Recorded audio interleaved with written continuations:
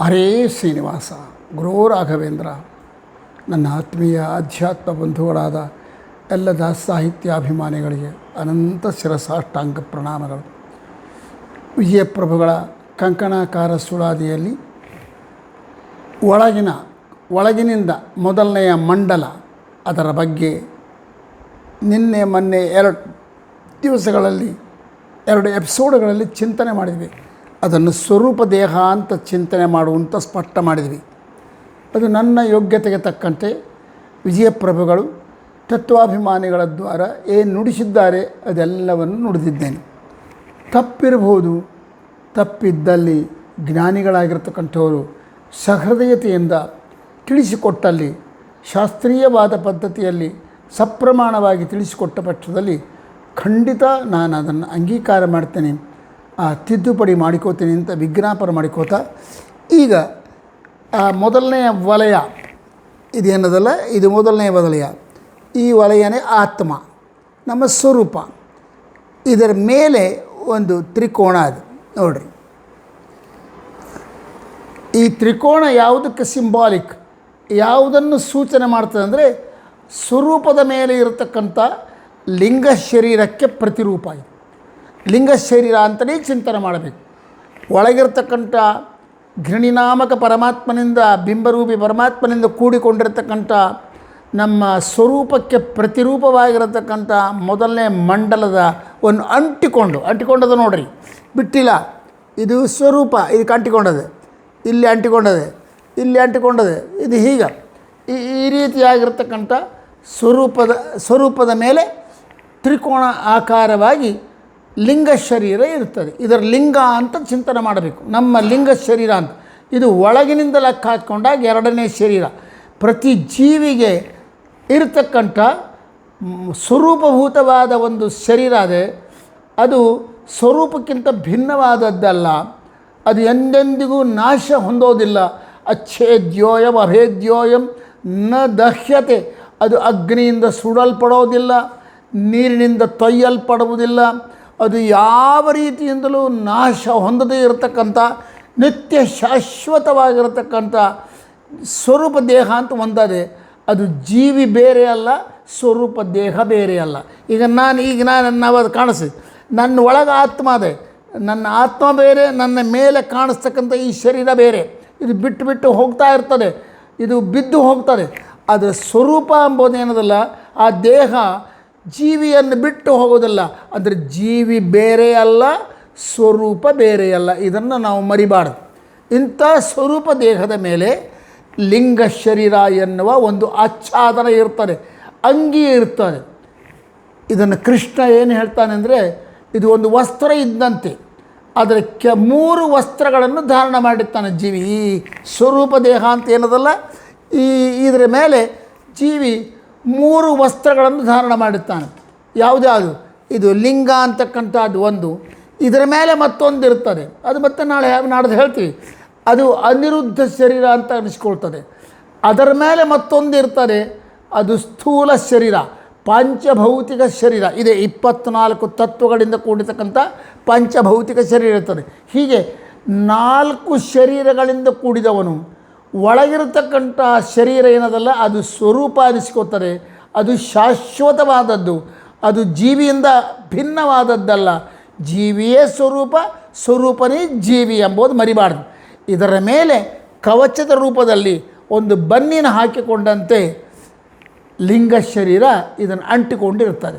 ಅದರ ಮೊದಲು ಹೇಗಿರ್ತಾರೆ ಮರಿಬಾರ್ದು.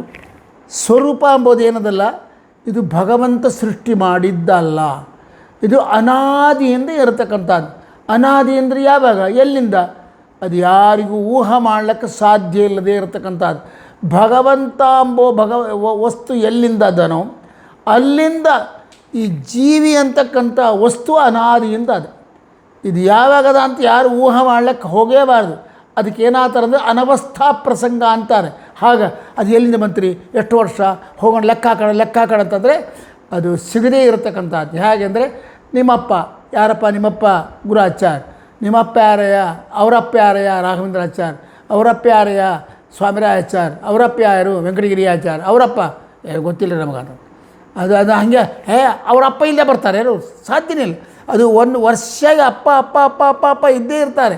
ಆದರೆ ಅದನ್ನು ಹುಡುಕಲಿಕ್ಕೆ ನಮಗೆ ಆಗೋದಿಲ್ಲ. ಅದನ್ನು ಹುಡುಕ್ತಾ ಹೋದರೆ ಏನಾಗ್ತಂದರೆ ಅನವಸ್ಥಾ ಅಂತ ದೋಷ ಬರ್ತದೆ. ಹಾಗೆ ಮಾಡ್ಲಿಕ್ಕೆ ಹೋಗಬೇಡ. ಹಾಗೆ ಜೀವಿ ಎಂಬುದು ಭಗವಂತ ಎಂಬುವರು ಏನದಲ್ಲ, ಇವು ಅನಾದಿಯಿಂದಿದ್ದಾರೆ. ಇಷ್ಟೇ, ಭಗವಂತ ಎನ್ನುವನು ಒಬ್ಬನೇ ಇದ್ದಾನೆ. ಜೀವಿಗಳು ಎನ್ನುವರು ಅನಂತ ಅನಂತ ಅನಂತ ಅನಂತ. ಅದು ಎಷ್ಟು ಅನಂತ ಅದ ಅಂದರೆ ನಮ್ಮ ಊಹೆಗೆ ನಿಲುಕದೇ ಇರುವಷ್ಟು ಅನಂತ ಜೀವರಾಶಿಗಳಿದ್ದಾರೆ. ಇಂಥ ಜೀವರಾಶಿಗಳೆಲ್ಲರಿಗೂ ಕೂಡ ತಮ್ಮದೇ ಆದ ಸ್ವರೂಪಭೂತವಾದ ಶರೀರಗಳಿವೆ. ಭಗವಂತನಿಗೆ ಅದೇ.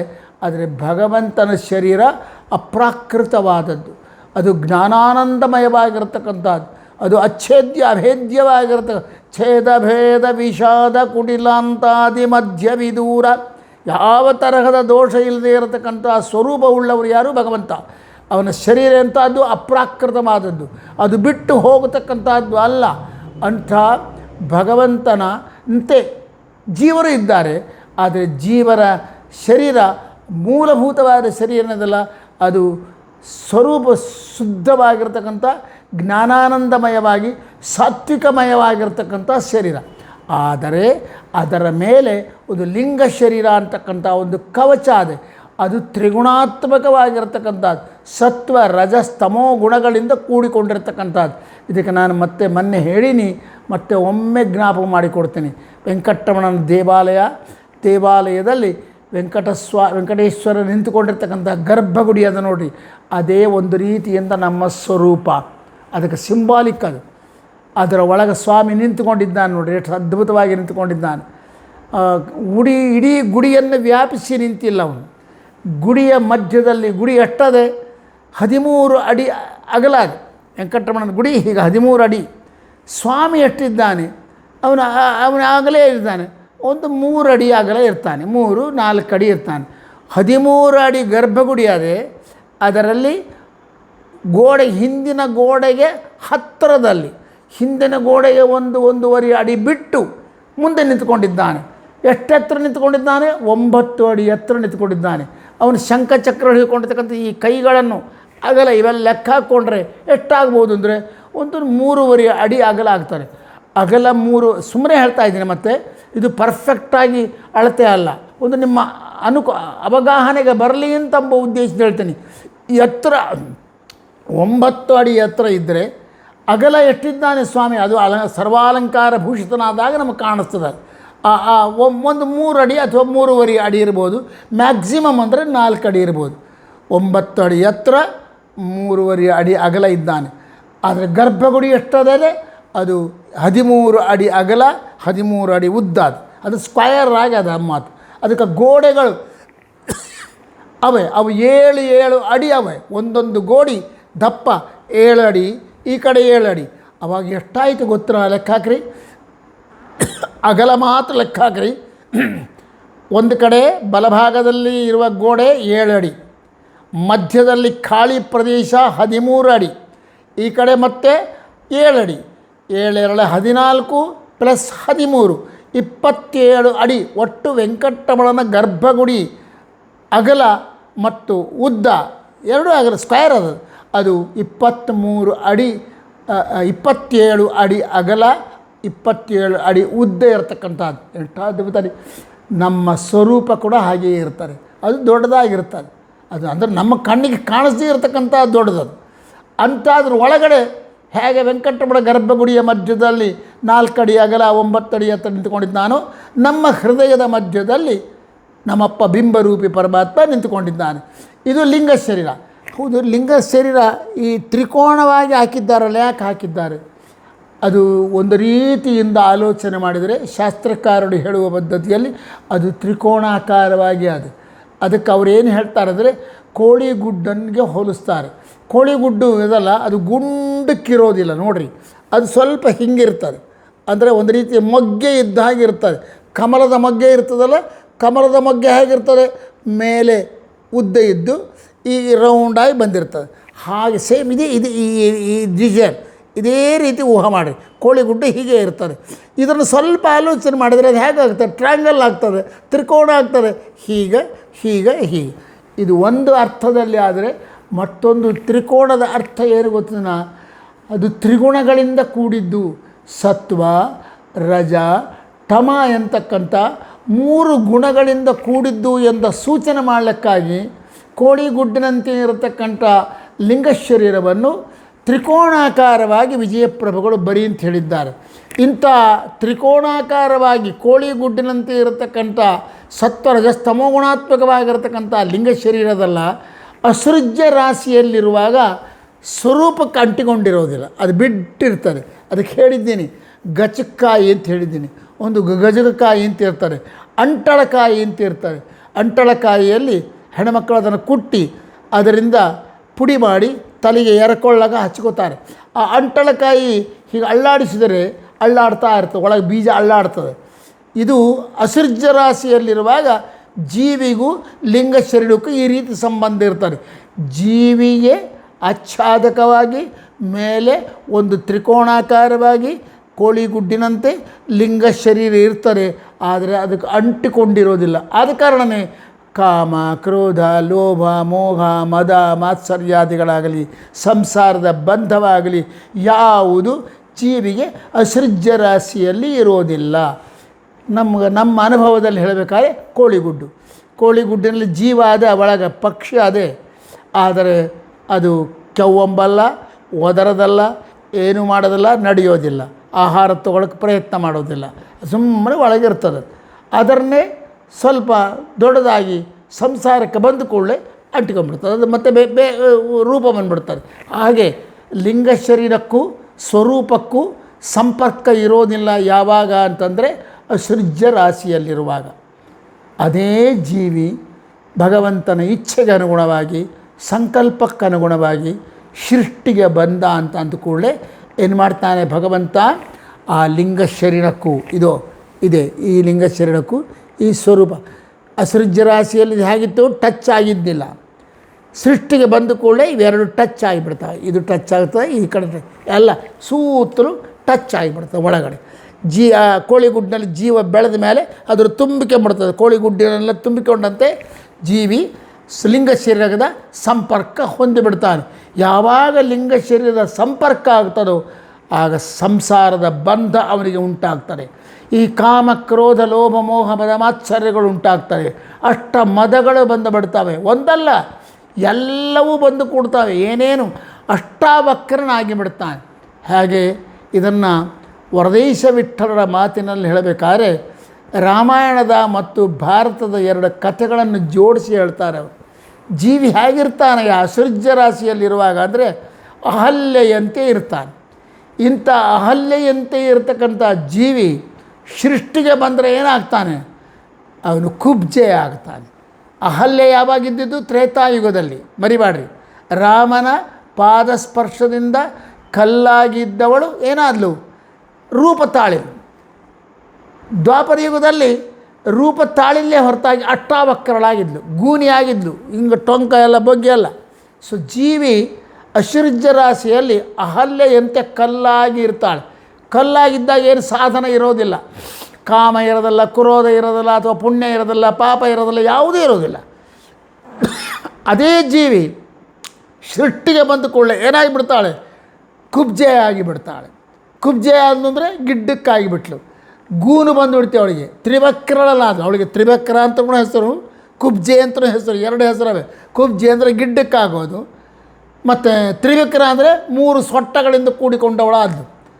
ಇದನ್ನು ನಾವು ಜೀವಿಗೆ ಹೋಲಿಸ್ಕೋಬೇಕು. ಅಹಲ್ಯ ಒಂದು ಕಡೆ, ತ್ರಿವಕ್ರ ಕುಬ್ಜೆ. ಅಹಲ್ಯ ಅಂಬೋಳು ಸೃಷ್ಟಿಗೆ ಬರುವುದಕ್ಕಿಂತ ಮುಂಚೆ ಅಸೃಜ್ಯ ರಾಶಿಯಲ್ಲಿರುವ ಜೀವಿಗೆ ಪ್ರತಿನಿಧಿ. ಸೃಷ್ಟಿಗೆ ಬಂದ ಮೇಲೆ ಇರ್ತಕ್ಕಂಥ ಜೀವಿಗೆ ಪ್ರತಿನಿಧಿ ಯಾರು ಅಂದರೆ ಕುಬ್ಜೆ. ಅಷ್ಟೇ ಅಲ್ವಾ, ಸೃಷ್ಟಿಗೆ ಬಂದ ಕೂಡಲೇ ಲಿಂಗ ಶರೀರದ ಸಂಪರ್ಕ ಆಗ್ತದೆ. ಸಂಪರ್ಕ ಆದ ಕೂಡಲೇ ಆ ಜೀವಿ ಏನಾಗ್ತಾಳೆ ಗೊತ್ತಾ, ಕುಬ್ಜಳಾಗಿ ಬಿಡ್ತಾಳೆ. ಕುಬ್ಜಳಂದರೆ ಗಿಡ್ಡಕ್ಕಾಗ್ತಾಳೆ. ಎಲ್ಲದರಿಂದ ಗಿಡ್ಡಕ್ಕಾಗಿಬಿಡ್ತಾಳೆ. ಜ್ಞಾನ, ಇಚ್ಛಾ, ಕ್ರಿಯೆಗಳಿಂದ ಗಿಡ್ಡಕ್ಕಾಗಿಬಿಡ್ತಾವೆ. ಒಳ್ಳೆ ಜ್ಞಾನ, ಒಳ್ಳೆ ಇಚ್ಛೆ, ಒಳ್ಳೆ ಸಾತ್ವಿಕ ಜೀವಿ ಆಗಿತ್ತು ಅಂದರೆ ಆ ಸಾತ್ವಿಕ ಜೀವಿಯ ಸ್ವರೂಪಭೂತವಾದ ಇಚ್ಛಾ, ಕ್ರಿಯಾ, ಜ್ಞಾನ ಎಲ್ಲ ಸಾತ್ವಿಕಮಯವಾಗಿರ್ತದೆ. ಅವನು ಜ್ಞಾನಾನಂದ ಸ್ವರೂಪಿಯಾಗಿರ್ತಾನೆ. ಆದರೆ ಸೃಷ್ಟಿಗೆ ಬಂದ ಕೂಡಲೇ ಲಿಂಗ ಶರೀರದ ಸಂಪರ್ಕ ಆದ ಕೂಡಲೇ ಏನಾಗಿಬಿಡ್ತಾನೆ ಗೊತ್ತನ, ಅವನ್ನೆಲ್ಲ ಕಳ್ಕೊಂಬಿಡ್ತಾವೆ. ಇರ್ತಾವೆ ಆದರೆ ಅವೆಲ್ಲ ಗಿಡ್ಡಾಗಿಬಿಡ್ತವೆ, ಕೆಲಸಕ್ಕೆ ಬಾರದೇ ಇರತಕ್ಕಂಥವಾಗಿಬಿಡ್ತವೆ. ಕಾಮ, ಕ್ರೋಧ, ಲೋಭ, ಮೋಹ, ಮದ, ಮಾತ್ಸರ್ಯ ಅಂತಕ್ಕಂಥ ವಕ್ರಗಳು ಬಂದು ಕೊಡ್ತವೆ.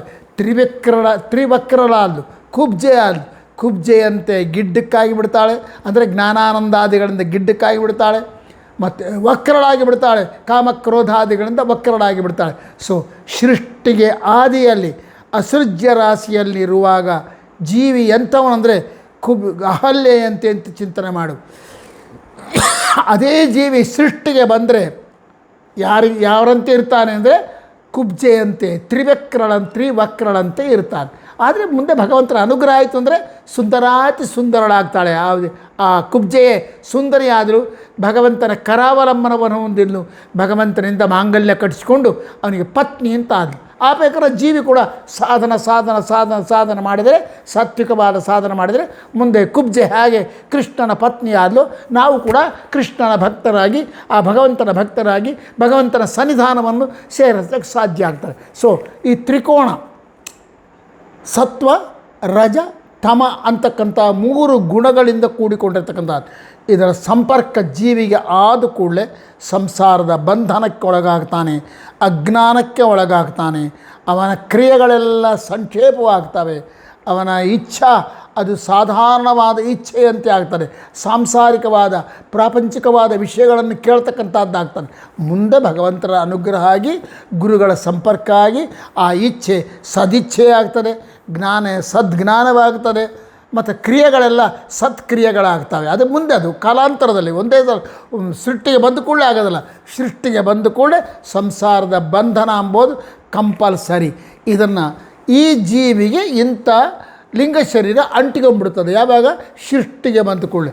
ಆದ ಕಾರಣ ವಿಜಯ ಪ್ರಭುಗಳು ಇದು ಸ್ವರೂಪ ದೇಹ ಅಂಥೇಳಿ ಇದಕ್ಕೆ ಈ ಲಿಂಗ ಶರೀರವನ್ನು ಅಂಟಿಸಿದ್ದಾರೆ. ತ್ರಿಕೋಣವನ್ನು ಟಚ್ ಮಾಡಿ ಬರೆದಿದ್ದಾರೆ. ನೋಡಿ, ಇಲ್ಲಿ ಅಂಟಿಕೊಂಡದೆ, ಇಲ್ಲಿ ಅಂಟಿಕೊಂಡದೆ, ಇಲ್ಲಿ ಅಂಟಿಕೊಂಡದೆ. ನಾವಾಗಿ ಪೂರ್ಣ ಅಂಟಿಕೊಂಡಿರ್ತದೆ ಅಂತ ಅರ್ಥ. ನಮಗೆ ಇಲ್ಲೆಲ್ಲ ಅಕ್ಷರಗಳು ಬರೀಬೇಕಾದ ಕಾರಣ ತ್ರಿಕೋಣ ರೂಪದಲ್ಲಿ ಬರೆದಿದ್ದಾರೆ. ಅದನ್ನು ಚಿಂತನೆ ಮಾಡು ಅಂತ ಹೇಳ್ತಿದ್ದಾರೆ. ಎಲ್ಲರಿಗಿಂತಲೂ ಸುಂದರವಾಗಿರ್ತಕ್ಕಂಥದ್ದು ಇದನ್ನು ನಾವು ವೆಂಕಟರಮಣ ಗುಡಿ ಅಂತ ಹೇಳಿದ್ದೆ, ನಿಮಗೆ ಜ್ಞಾಪಕ ಇರ್ಬೋದು. ಈಗಾಗಲೇ ಹೇಳಿದ್ದೀನಿ, ಗರ್ಭಗುಡಿಯೇ ಸ್ವಾಮಿಯ ನಮ್ಮ ಜೀವಿಯ ಸ್ವರೂಪ ದೇಹ. ಒಳಗಡೆ ವೆಂಕಟರಮಣ ನಿಂತ್ಕೊಂಡಿದ್ದಾನಲ್ಲ, ಅವನೇ ನಮ್ಮ ಬಿಂಬ. ಅವನ ಬಿಂಬ ಈ ಗರ್ಭಗುಡಿಗೆ ಅಂಟಿಕೊಂಡು ಬಂಗಾರದ ಬಾಗಿಲಿನಿಂದ ಕೂಡಿದ ಪ್ರಾಕಾರ ಅದು. ಆಶ್ಚರ್ಯ. ಮತ್ತು ಉಳಿದ ಬೆಳ್ಳಿ ಬಾಗಿಲಿನ ಪ್ರಾಕಾರ ಆಗಲಿ, ಹಿತ್ತಾಳಿ ಬಾಗಿಲಿನ ಪ್ರಾಕಾರ ಆಗಲಿ ಒಂದಕ್ಕೊಂದು ಅಂಟಿಕೊಂಡಿಲ್ಲ. ಆದರೆ ಗರ್ಭಗುಡಿಗೆ ಅಂಟಿಕೊಂಡಿರ್ತಕ್ಕಂಥ ಪ್ರಾಕಾರ ಯಾವುದು ಅಂದರೆ ಬಂಗಾರದ ಬಾಗಿಲಿನಿಂದ ಕೂಡಿಕೊಂಡಿರ್ತಕ್ಕಂಥ ಪ್ರಾಕಾರ. ಅದು ಒಂದು ರೀತಿಯಿಂದ ತ್ರಿಕೋಣಾಕಾರವಾಗಿದೆ. ನೋಡಬೇಕು, ಗರ್ಭಗುಡಿ ವೆಂಕಟರಮಣ ಗುಡಿಗೆ ಹೋದಾಗ ನಿಮ್ಮ ಅನುಭವಕ್ಕೆ ಬರ್ತದೆ. ಹೊರಗಿರ್ತಕ್ಕಂಥ ಹಿತ್ತಾಳಿ ಬಾಗಿಲಿನಿಂದ ಕೂಡಿದ ಪ್ರಾಕಾರ ಚೌಕವಾಗಿ ಸೂತ್ರ ಅದ. ಅದಾದ ಮೇಲೆ ಸ್ವಲ್ಪ ಗ್ಯಾಪ್, ಮಧ್ಯದಲ್ಲಿ ಗ್ಯಾಪ್ ಅದೇ ಓಡಾಡಲಿಕ್ಕೆ. ಬೆಳ್ಳಿ ಬಾಗಿಲಿನಿಂದ ಕೂಡಿದ ಪ್ರಾಕಾರ ಅದು ಚೌಕಾಕಾರವಾಗಿ ಅದೇ. ಅದು ಸ್ವಲ್ಪ ಉದ್ದ ಜಾಸ್ತಿ ಇದ್ದು ಅದರ ಕಮ್ಮಿ ಅದು. ಅದನ್ನು ಒಳಗೆ ಹೋದ ಕೂಡಲೇ ಜೈ ವಿಜಯರಿಂದ ಕೂಡಿಕೊಂಡಿರ್ತಕ್ಕಂಥ ಬಂಗಾರದ ಬಾಗಿಲಿನಿಂದ ಕೂಡಿಕೊಂಡಿರ್ತಕ್ಕಂಥ ಪ್ರಾಕಾರದಲ್ಲ, ಅದು ಗರ್ಭಗುಡಿಗೆ ಅಂಟಿಕೊಂಡು ಹೋಗಿಬಿಟ್ಟದು. ಸ್ವರೂಪಕ್ಕೆ ಲಿಂಗ ಶರೀರ ಅಂಟಿಕೊಂಡಿರ್ತದೆ. ಅದನ್ನು ಸೂಚನೆ ಮಾಡಲಿಕ್ಕಾಗಿ ನಮ್ಮ ವಿಜಯ ಪ್ರಭುಗಳು ಇದನ್ನು ಈ ರೀತಿಯಾಗಿ ಬರೆದು ಅದರ ಲಿಂಗ ಶರೀರಕ್ಕೆ ಅಂಟಿಸಿದ್ದಾರೆ.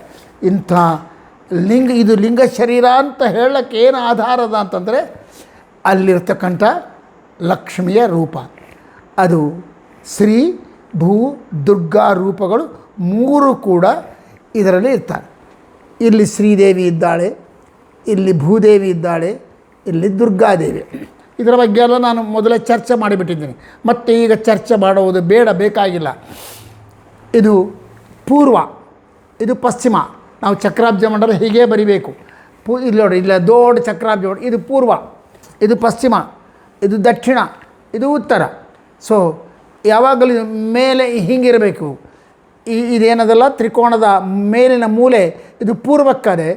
ಇದು ಎಲ್ಲದ ಅಂದರೆ ನೈಋತ್ಯಕ್ಕೆ ಅದೇ, ಇದು ವಾಯವ್ಯಕ್ಕೆ ಅದೇ. ನೈಋತ್ಯ ದಿಕ್ಕಿನಲ್ಲಿರ್ತಕ್ಕಂತಹ ಮೂಲೆಯಲ್ಲಿ ಶ್ರೀದೇವಿ ಇದ್ದಾಳೆ. ಅವಳು ಯಾತರಿಂದ ಕರೆಸ್ಕೊಳ್ಳೆ? ಶ್ರೀಂ ಎಂಬ ಬೀಜಾಕ್ಷರದಿಂದ ಕರೆಸಿಕೊಳ್ತಾಳೆ. ಇಚ್ಛಾಶಕ್ತಿಗೆ ಅವಳು ನಿಯಾಮಕಳು. ಜೀವಿಗೆ ಸ್ವರೂಪಭೂತವಾಗಿ ಜ್ಞಾನ, ಇಚ್ಛಾ, ಕ್ರಿಯೆ ಇರ್ತವೆ. ಜ್ಞಾನ ಅಂತಂದರೆ ತಿಳುವಳಿಕೆ, ಇಚ್ಛಾ ಅಂದರೆ ಅಪೇಕ್ಷೆ, ಕ್ರಿಯಾ ಅಂದರೆ ಕೆಲಸ ಮಾಡೋದು, ಕೈಕಾಲು ಆಡಿಸೋದು. ಇವು ಮೂರು ಜೀವಿಗೆ ಸ್ವರೂಪಭೂತವಾಗಿರ್ತವೆ. ಎಷ್ಟು ಅದ್ಭುತವಾದ ಚಿಂತನೆ ನಡೆಯುತ್ತೆ, ಎಷ್ಟು ರೂಪಕಲ್ಪನೆ ಕೊಟ್ಟಿದ್ದಾರೆ. ಅದು ಹೇಗದೆ ಅದನ್ನೆಲ್ಲ ನಾಳೆ ಮತ್ತೆ ಪುನಃ ಚಿಂತನೆ ಮಾಡೋಣ ಅಂತ ಹೇಳ್ತಾ, ಹರೇ ಶ್ರೀನಿವಾಸ, ಗುರೋ ರಾಘವೇಂದ್ರ.